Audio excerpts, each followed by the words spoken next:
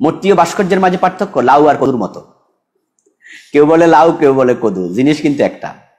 তো যদি কেউ মূর্তি বানায়, মূর্তি পূজা করে, মূর্তিকে সম্মান দেখায়, সে জাহান্নামে যাবে। আর কেউ ভাস্কর্যকে সম্মান করে, সে দোজখে যাবে। মানে মূর্তিকে সম্মান দিলে জাহান্নামে যাবে, ভাস্কর্যকে সম্মান দিলে দোজখে যাবে। এই হলো পার্থক্য। এখন দোজখ আর জাহান্নাম যদি দুই জিনিস হয়, তাহলে দুইটা করুক। আর দুইটা যদি একই হয়, তাহলে মূর্তি আর ভাস্কর্য একই জিনিস। সুতরাং মানুষের কোন রকমের ভাস্কর্য নাম দিয়ে মূর্তি বানানো, এটা ইসলাম অনুমোদন করে না। আপনি বলবেন যে হুজুর, আমরা তো পূজার জন্য করি না, ভাস্কর্য তো এমনি বানাই স্মৃতিস্বরূপ। তাহলে আমরা বলতে চাই যে মূর্তি পূজা যখন শুরু হয়, আপনার ইতিহাস জানুন মূর্তি পূজার, প্রথমে কিন্তু তারা পূজার জন্য বানায় নাই, ভালো মানুষদের মূর্তি বানাইছে। যেমন এই দুর্গার মূর্তি, এটা কি পূজার জন্য বানাইছিল? না, দুর্গা দেবতা নয়, দেবতা ঈশ্বর। ওরা জানে দুর্গাকে দেবতার পছন্দনীয় ব্যক্তি, লক্ষ্মীকে দেবতার কাছের। এগুলো কিছু মাখলুক, ওরা মাখলুকের স্মৃতিস্বরূপ বানাইছিল। কিন্তু আজকে কি আর স্মৃতি আছে? আজকে এগুলো কি হয়ে গেছে? দেবতা হয়ে গেছে। এখন এগুলোর পূজা করতেছে। এখন এগুলোর পূজা করতেছে। তো ঠিক আজকে যে ভাস্কর্য বানানো হচ্ছে, এগুলো একই। আজকে আপনি পূজা করছেন না, কিছুদিন পরে পূজা শুরু হয়ে যাবে।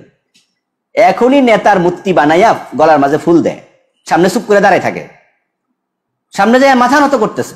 আস্তাগফিরুল্লাহ। আর আপনারা বলতেছেন কিনা এগুলো ভাস্কর্য জায়েজ আছে।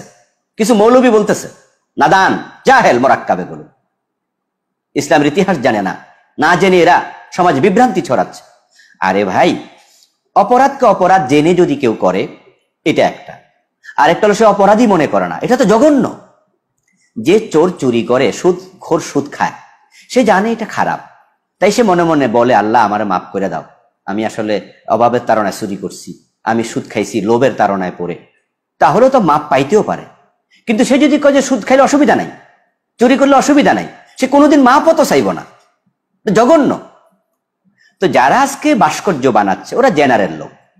ওরা মনে করতেছে জিয়াউর রহমানের ভাস্কর্য বানাইছি, অসুবিধা নাই, বঙ্গবন্ধুর বানাইছি, অসুবিধা নাই, এরশাদের পার্টির লোকেরা বলবে এরশাদের বানাইছি, অসুবিধা নাই। কিন্তু তারা জানে না, আমরা আলেমদের দায়িত্ব তাদেরকে জানাইয়া দেয়া যে না, এগুলো জায়েজ নাই। যদি ওরা জানে যে এটা জায়েজ নাই, তাহলে ওরা কি করবে? আল্লাহর কাছে ক্ষমা চাইবে যে আমাদের ভুল হয়েছে, আল্লাহ মাফ করে দাও। তাহলে ক্ষমা পাইতেও পারে। কিন্তু টেলিভিশনে এসে একদল মৌলবী বলতেছে অসুবিধা নাই, ভাস্কর্য আর মূর্তি নাকি দুই জিনিস। বলে কি? আস্তাগফিরুল্লাহ। Statue of liberty, statue of liberty আমেরিকাতে, এর মূর্তি, সানাম। সুতরাং এই মূর্তি নাজায়েজ, ভাস্কর্য মূর্তির মাঝে কোনো ব্যবধান নেই। আমরা দেখেছি গত এক দুই দিন আগে একজন আলেম এটা কথা বলেছেন, দেখতে আলেমের মতো। তিনি কাবা শরীফকে অলরেডি মূর্তি বলেছেন, স্ট্যাচু বলেছেন। স্ট্যাচু আর মূর্তি একই জিনিস। যেটা আমেরিকাতে আছে স্ট্যাচু অফ লিবার্টি, যে সেখানে বিশাল এক মূর্তি আপনারা দেখেছেন, আমি নিজেও সেখানে গিয়েছি, সাগরের মাঝখানে সেটা বিশাল এক মূর্তি। তাহলে স্ট্যাচু মানে মূর্তি। তো কাবা শরীফ মূর্তি, হজরত আসওয়াদ মূর্তি। ওনার কি মাথা খারাপ হয়েছে কিনা আমি জানি না। মানে এই জাতীয় লোক আসলে বড় দুঃখজনক। এটা স্পন্দন, এ কাবা, সে কাবাকে পর্যন্ত মূর্তি বলল। আস্তাগফিরুল্লাহ আল আযীম। এর চেয়ে বড় জালেম আর কে হতে পারে? মুখে কোনো লাগাম নেই, এই লোকটার মুখে কোনো লাগাম নেই। একবারে মূর্খ, জাহেল, জাহেল মোরাক্কাব না হলে এ কথা সে বলতে পারে না। আল্লাহ তাকে হিদায়াত করুক। এটা ধর্মের অবমাননা, সরাসরি আমাদের হৃদয়ে আঘাত করার মতো শব্দ সে বলেছে। আস্তাগফিরুল্লাহ আল আযীম। আমি দেখেছি উপস্থাপক তাকে বারবার বলছিলেন যে আপনি কাবাকে বললেন কাবা ঘর, এটা স্ট্যাচু, এটা মূর্তি।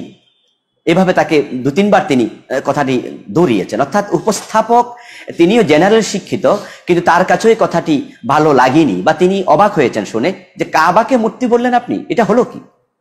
দুঃখজনক কথা। তাকে তাওবা করতে হবে। যে এই কথা বলেছে ওই জাহেলকে তাওবা করা উচিত। আল্লাহ তাকে হেদায়েত দান করুক, দোয়া করি।